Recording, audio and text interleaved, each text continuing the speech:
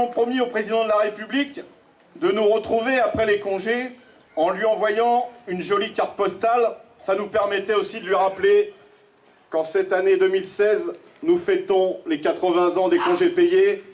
Lui et son gouvernement, 1936, ça leur parle moins qu'à nous. Eh bien, nous sommes là, et bien là, toujours aussi déterminés contre cette loi travail.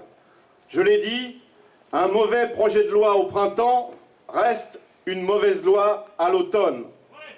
Oui, nous avons fait la démonstration jeudi dernier, ici, dans les Bouches-du-Rhône, comme dans tout le pays, que nous n'avions pas tourné la page, avec près de 200 000 manifestants sur tout le territoire, un niveau de mobilisation comparable à ce que nous avions connu avant les congés au mois de juin.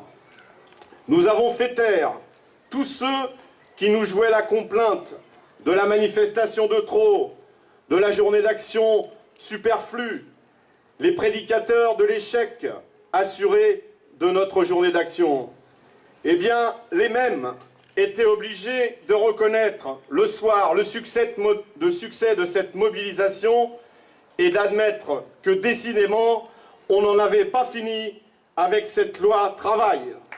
Nous voulons réaffirmer que tous les réfugiés doivent être accueillis dignement dans notre pays. C'est la tradition de notre pays.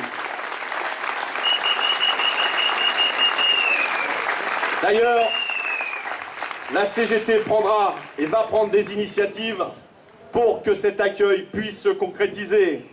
Comme l'a dit Olivier, ceux qui quittent leur pays, c'est pas, en tout cas ceux-là, c'est pas pour faire du tourisme.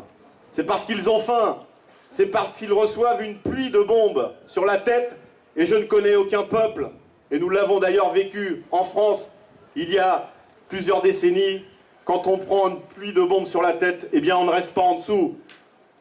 Et donc, oui, je le réaffirme, après Olivier, la CGT doit se mobiliser encore plus fort pour la paix et le désarmement dans le monde.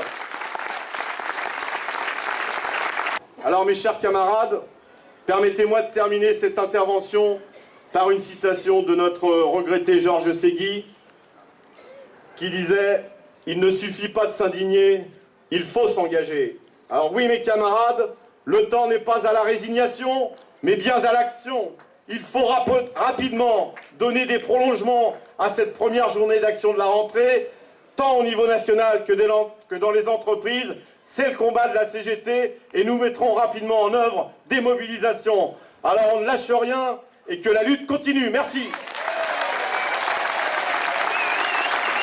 Et vous l'aurez compris, sur tous les sujets que j'ai abordés, nous ne lâcherons rien. Un combat, ça ne s'abandonne pas. Ça se gagne ou ça se perd.